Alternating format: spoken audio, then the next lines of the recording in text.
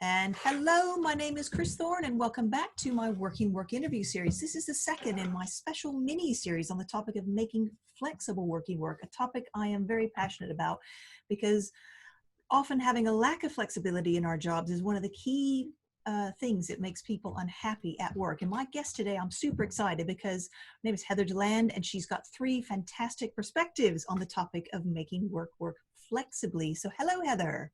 Hi, thanks for having me on. We mutually know some great people, so it was nice we got introduced and we can talk about this today. Yeah, and I know you're part of the band of flexible working warriors that my interview with Shani Hamilton covered. So yeah, we're going to definitely dive into it from a different take. So Heather is an executive creative director for AIA Worldwide. So she looks after employers that are looking to work on their branding. And she has been a support for women in the creative industries, as well as an equality activist. And she's on an advisory board of an organization that's dedicated to making positive changes in the workplace through flexible working. So Heather, can you just tell us a little bit, how did you get to be an executive creative director? My God, that's my tongue twister for today, because there's not too many women in that position from what I understand. So can you just tell us how you got to where you are?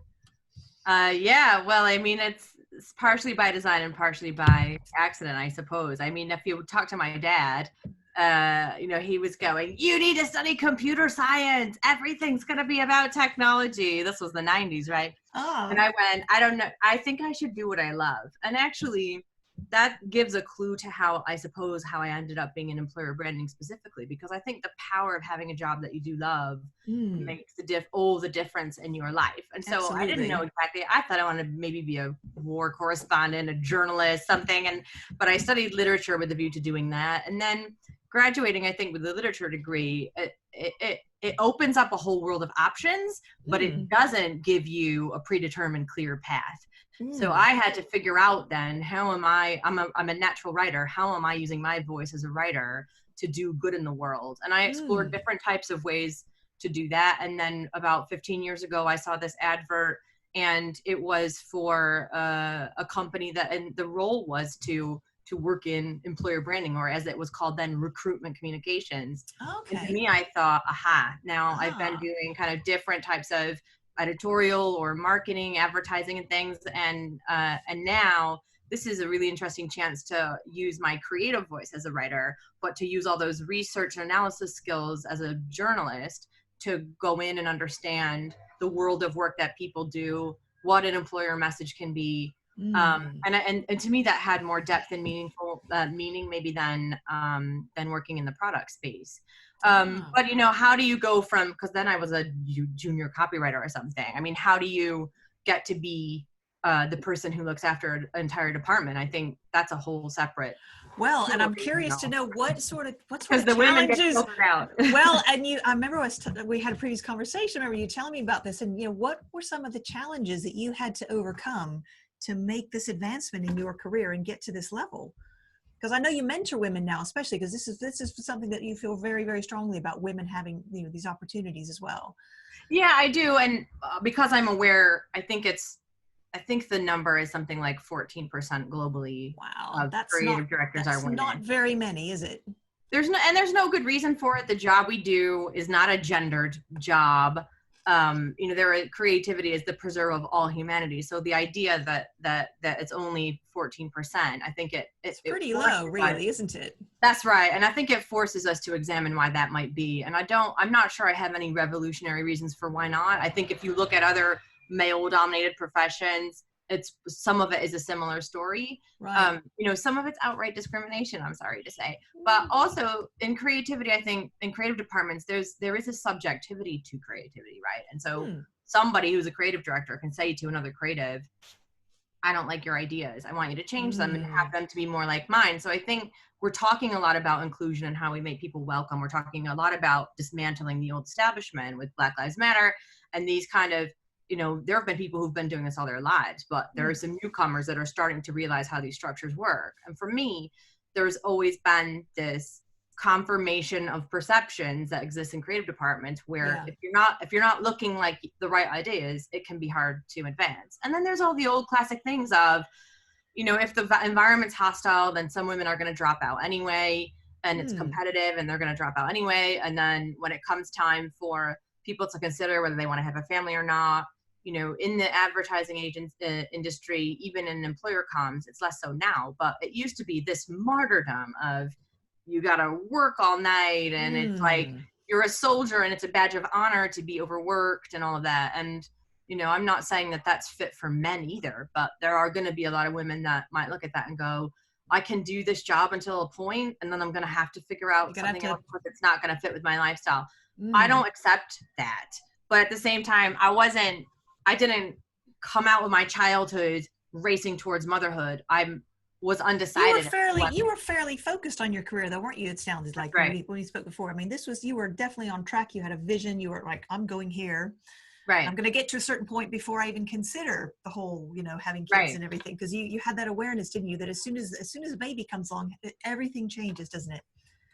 I was realistic about that, but I wasn't sure whether I wanted to be a parent or not. I had a nice life I had a nice life as a single woman, and I wasn't looking for someone to complete me. I was reasonably certain I was complete already. Fantastic. And then I paired up with somebody, and then I had a nice life with that person. And for me, it was never a foregone conclusion that there would be additional people added to that. Right. Okay. And so for me, I know that's different to many women for sure. I don't talk to that many women who kind of see that it's optional, or we're uncertain about it. And so for me, it was possible to prioritize the career. And another thought I had, because it was for me a decision. I was weighing it up and going, what are the pros and cons to this? And one thing that I was conscious about was, well, if I were to become a mother, I wouldn't want to give up my career in order to do that. And so if I can't find a way to have both, then I won't do it. And I wanted to make sure that I could do it my way. And so it just happened, you know, biologically the barn door is starting to close. But luckily I was at that point when I was finally having to either decide or my body will decide for me. I looked at it and I thought, you know what? I'm in a senior role, I'm in a management team, and I've built up trust with my colleagues over a number of years. And I don't think I'm going to trust that these people aren't going to look at me and think that I've changed just because of motherhood, which I have seen happen, where people think you're a less serious professional, that you don't want to still advance or something. And so, you know, I took a very short mat leave, which was my choice.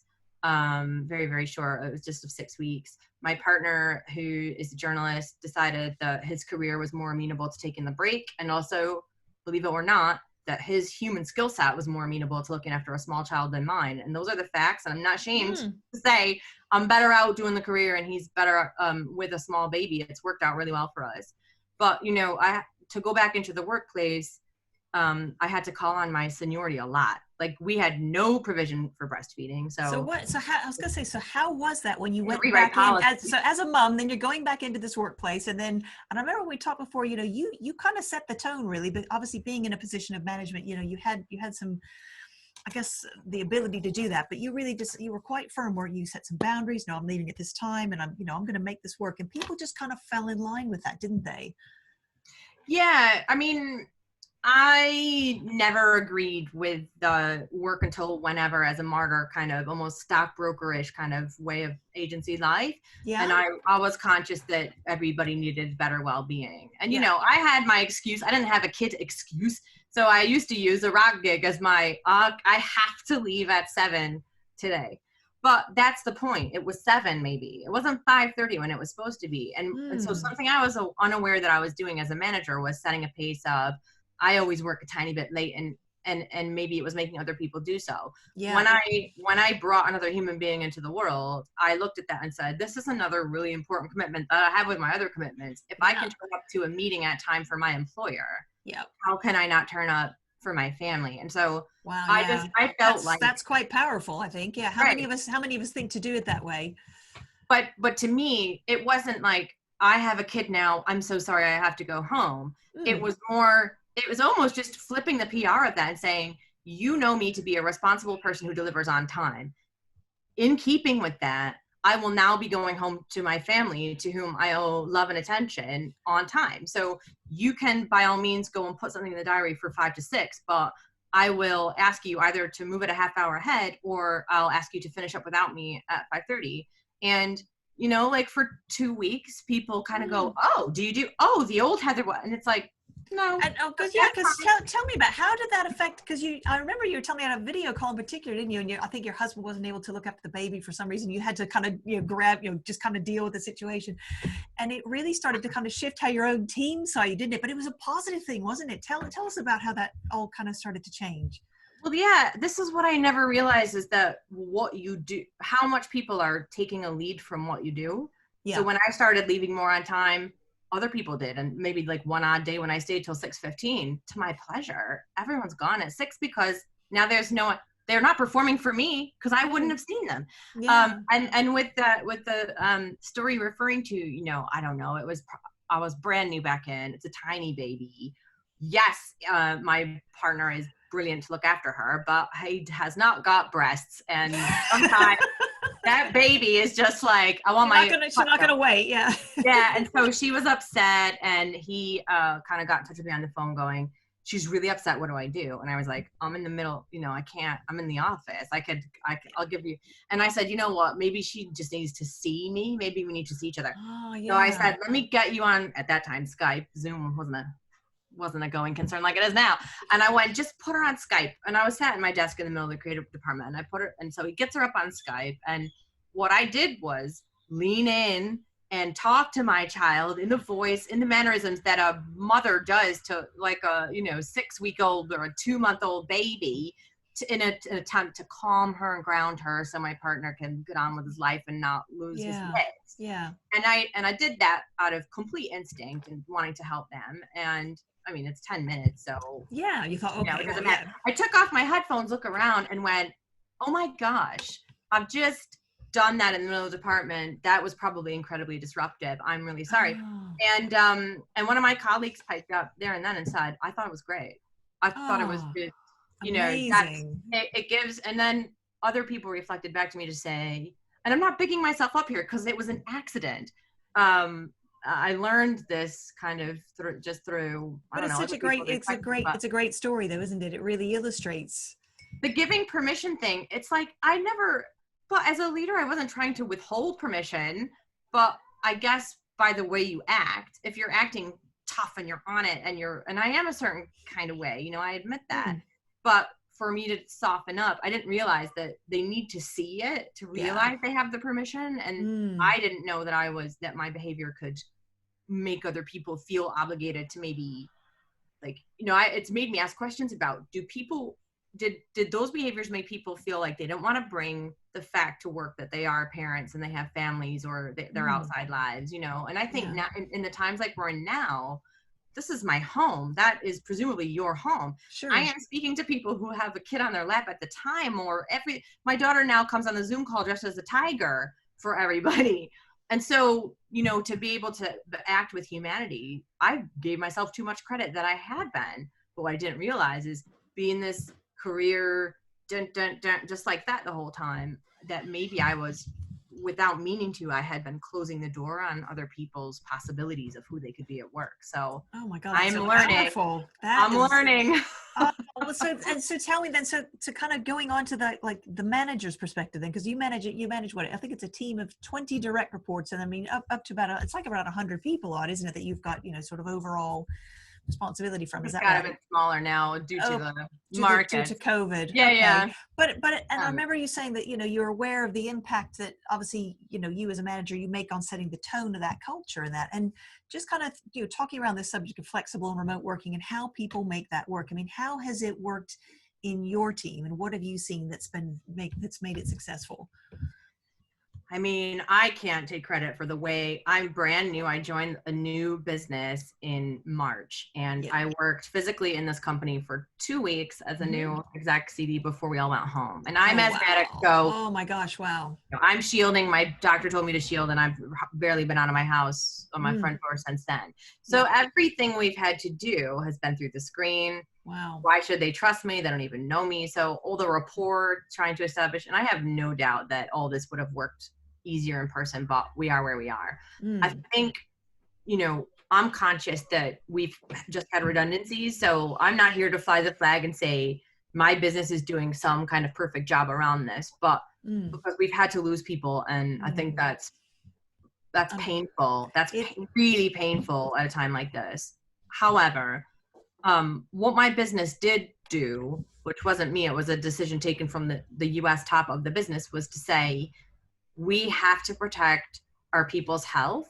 Right. And they acted swiftly. So when I talk about being there for just 2 weeks, this was before the government said, this was before the lockdown started. Right. Our business responded and said, we don't want, at first we went to a reduced rota just to create space in the office and to say, anybody with an underlying condition, anybody who's uncomfortable, all of you start working from home today. Wow. They've been already doing feasibility to go, can our IT handle this? Yes, they can. And that was it. I mean, for the perspective of the business was, if IT can handle it, that's all the concern there is. Do we trust our people to work from home? Yes, we do. To deliver, they'll make it work. And that was never one of the feasibility questions that we had to go through. It was just literally, can a network handle it?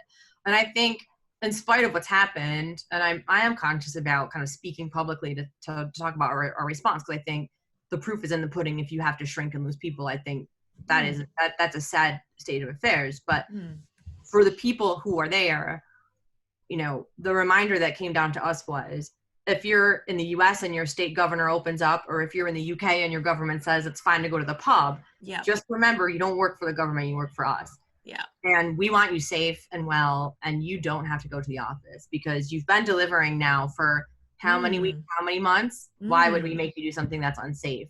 And I actually think that starts a dialogue about flexibility, and what does that look like when we can return to the office? What have we now learned about ourselves and our ability to deliver? And we're starting to have conversation. You know, we are starting to get requests from people going, I can't buy a house in London, but I could if I went to Wales. And we I was going to say, so how do you think this will change how you do business going forward? I mean, do you think that you will have like more of a split between, you know, FaceTime in the office and more remote working? Or, because I remember we talked about this before, you're saying, look, you know, if people can work more remotely, it just opens up a pool of potential people that can work for us because of the location, doesn't it? Yeah. I don't know where we'll head. I'm not the one who sets policy, but I know the questions that are coming in from the people, and it's reasonable. There's lots of questions around, actually, could I have a different lifestyle if I lived elsewhere? What would the possibility do? Would I, even if I stayed near the office, would I always have to be office based? And we're still working on what our response needs to be to that. But those questions, I think, will mirror the kind of questions that are being asked in society. And some companies have been in a position to jump already. It was weeks ago now that Twitter said, you know what, come to the office if you want, don't if you don't want. And that was very decisive and clear. We have offices for you if you need them, but we don't need you to be in them. Yeah. So I'd like, you know, there's a me that exists as a manager in the business that's new, and I don't know how policy shaping necessarily works completely in a business that's global with my new vantage point. But as you said in the setup, I'm also a me that exists outside this business as an advocate for flexible working. Yeah. And, you know, that is, and the reason I advocate for it is because it creates win-wins. I'm talking to employers all the time, because I work in employer branding, who are going, we want more inclusion, we want more diverse workforces, we recognize that actually brings us business benefits and it's the right thing to do, but why can't we get to it? And I'm like, look at your employment structures.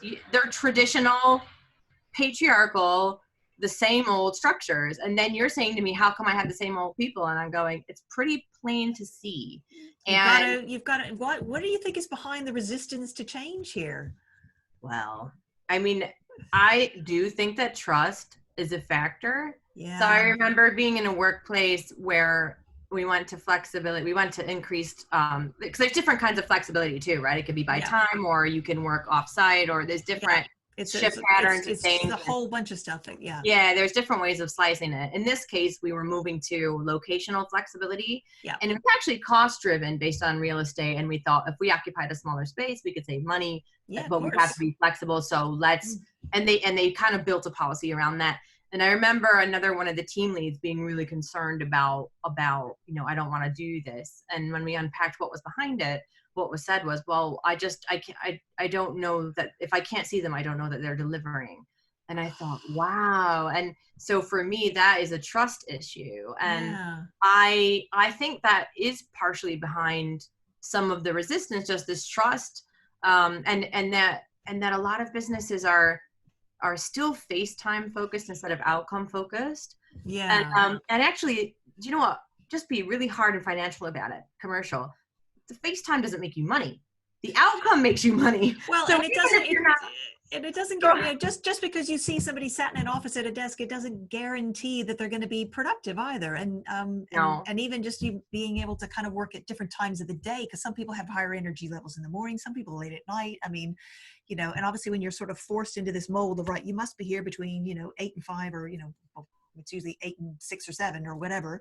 You know, people don't always produce their best work, do they? That's Whereas right. if they could get up in the morning, maybe go do a little bit of exercise and start about, you know, a little bit later, and then maybe they work later, or, you know, just whatever way kind of allows you to kind of fit your life around work. I mean, you're going to have far more energy and productivity. And as you say, everybody's going to win. Yeah, I think you had to be, in the past, it was only the more progressive employers who could see that. But I think now, you know, we'll emerge from this, and there will be some companies that want to snap straight back. And then there will be other companies that have learned that it can be a win-win. And I did a bit of research in my business to see how are you managing to stay productive and healthy during this time? And the answers were really interesting. And some of it was about a bit of self-care, a bit of meditation. Other people are saying, you know, I'm not in the office, so I can make my workout be 11 o'clock because that's when I want to do a workout. I never felt empowered that I could before. So now I just make sure that I shape my day around it. And it goes back to the outcome focus versus the FaceTime focus. I exist in a business where it's the outcome that's important and people are trusted. And I guess my question back to an employer who says, you know, makes that response of, I don't know what my people are doing. I would just go back and say, you need to look at what your recruitment policy is, because if you're recruiting people that you then can't trust, then at source, why are you hiring them? Yeah, you're creating a rift at source that isn't healthy for productivity. So how many, because there's a lot of people in it, because I know you work with HR leaders in particular and recruitment firms and that. And I mean, how many of them do you think kind of get it when it comes to this flexible working thing, but maybe they're having to kind of try and persuade or get, you know, like senior management on side in order to be able to do it? Do you see that very often? Yeah. I mean, that gets to some of the nub of my experience. So when my interface into an employer organization might be employer brand, quite often it's recruiters who are looking after hiring managers, or it's HR. I mean, where you're talking to HR, you are singing to the choir, you know. Yeah, they're like, I know, I get it, I want to do it. Yeah, it's like, yeah. And it's almost, I mean, you've got some great people working in HR, and they're some of the most kind of progressive thinkers about how a workforce could be. But to some extent, the extent to which they're successful in their mission to bring that about is the extent to which they've got C-suite backing and investment. But there's also the hiring manager population to buy into as well. So a lot of organizations are broken down in bigger ones where they've got people who have their teams and they go to recruitment to get recruited for. Yeah. The recruiter's then saying, what about flexible working? And the manager's going, I don't know how I can make that work. I don't know how I can make that work. Just give me my person 5 days a week. I can't work out how it is. And so some of the barrier is just a knee-jerk no. And if you're not there readily equipped with a way of unpacking it and going, it could work like this, it could work like that, see how it could be, and there's no case study, I do think they've got their work cut out for them. But we never envisioned that a global pandemic would come along and force the issue. So that's why, you know, right now I have a lot to do. But will I take a conversation like this with someone? Of course, because if we can embed some of this traction to go, okay, it's August. Is your business afloat today? And why is that? That's because people found a way to make it work. So there's your case study. And let's not slide backwards. And here's the main point. Because if we can keep this flexibility open, it increases the kind of talent that we can have inside our businesses. And I've been hearing from people with a disability saying, okay, all of a sudden the workplace is completely open to me. Yeah, which is exciting, on isn't Twitter, it? I follow people like that on Twitter who are saying, this has been a game changer, but let's not lose that progress though. Let's not just go back to what's corporately comfortable. I just don't know how that's going to all go. It's an interesting one. It is. Oh, I mean, well, just what advice would you give to like, so like if you're an employee and you're in a situation and you're trying to have that conversation with your boss about, making some flexible working work. Because I think we spoke about this before. You said, look, they need to build a bit of a case here and kind of explain, look, Yeah. how are you going to make sure that you can deliver? So what advice would you give to someone who is an employee potentially on how they could, what sort of things would they need to say in order to have that conversation go well? So if you want to ask for flexible working, I believe most workplaces will have policy in place that says that you have the right to ask. Yeah. But that doesn't mean the company has to give it to you. But I think now in law, everyone has their rights protected to be able to ask, at least ask, propose it. Yeah. And some of the advice that I've got, I've picked up from the CIPD, who are far better at this than me. But what they do advise is you take it into your own hands and you make a case for it. So if you can have a think about, so I go back to FaceTimes versus outcomes. What you're there to deliver to your employer is an outcome. If you can go to your employer and say, this is what the outcome will be, and here's how I'm going to guarantee it. I've considered the risks. This is how I'll mitigate the risks, and this is what it looks like. I think that works. So for example, if you should know, am I talking about location flexibility? Is it about number of days? Is it about hours or splitting the hours? You should know what that looks like and what you're specifically asking for. Right. You should be able to describe your anticipated impact on the team and how you might mitigate any risks around that. If you've had a chance to socialize it with anybody else and gain their advocacy, yes, sure, Chris. I think I could keep it afloat if you didn't work Fridays. This is how we'd work it out. Yep. I think it's always more powerful if you don't have to, but if you have socialized it to go, oh, and by the way, I canvassed opinion and my team supports me to do this. So that goes in. Yeah. And then I think it's also worth recognizing that it has to work both sides. So in the past, I've seen successful where you go, listen, can we do this as a 3-month trial? Yeah. And then come back in 3 months and review. Reassess and see. Yeah. Yeah. And I'm prepared to let go of this and that it doesn't continue if I'm not delivering my outcomes, or if it's precipitated some sort of unforeseen risk, is damaging the business. We can't, I'm a flexible working advocate, not because I'm happy for business to be damaged because of it. You've got to find the win-win. Of course. So I think it's good if you make that case because you know your life and what you're willing to do to make it work. But then employers that need to be open to see that there's a win for them as well. Yeah. Because the alternative might be you come to me and you go, I need to drop to a 4-day a week. This is how I'm going to make it work. If I say no as an employer, I may have the stark choice of losing a fantastic employee just because I'm not willing to have 4/5 of that. And that can be a significant cost to employers. I think I was re-recruiting. Re-recruiting. I think the average somewhere between sort of 30 to 50,000 by the time you recruit, retrain, etc. And of course, I think there was another statistic I heard recently where sort of the average, and this was around women, the average woman might be sort of 8 years, into a workplace before she decides to have a family. And at that point, well, you've invested 8 years. Potentially, assuming she's been with the company that long, that's a significant investment. You wouldn't want to just lose that just because someone's situation changes and they suddenly, or perhaps they have someone in the family that needs care or what have you. So we really do need to be more flexible and look at the fact that people have lives. They're not just employees. They're not just machines. They have lives. And if we know that now. Allow that, we've got the world's best case study with COVID around flexible and remote working at the moment. Yeah. And if we don't benefit from that, you think, well, goodness sake, what a shame. Can you just tell me, Heather, if people are interested in finding out more about this sort of campaign for flexible working and what's kind of being done to promote this, on a national level, or just, really kind of driving this issue home, where could they start? If they said, yeah, I really want to be part of this. I really want to put my voice in there and be heard. Where would you go? I mean, are you happy for me to name drop? Yeah, absolutely. Yeah. Yes, please. Yes, please. Yeah, I mean, I just want to name drop some of the organizations that I've been involved with. I'm on the advisory board for FlexPo. Shani Hamilton. Yeah. I think Shani's involved. There's a number of great people over there, and what it is a conference that happens, and it gets a sponsorship from employers, which allows us to make it completely free for candidates to come. And it is it's a conference that's dedicated to helping people find ways of coming back into the workplace flexibly, people who've perhaps had a career break for any reason, not just parenting, but any reason at all, to build their confidence, to work out how they can find a job that fits their lifestyle. And so obviously the sponsors are employers who are flex on board, about that. Yep. And then Shani, you mentioned, has a job board, but almost like a lifestyle editorial title, you might call it as well, which is called Find Your Flex. Yeah.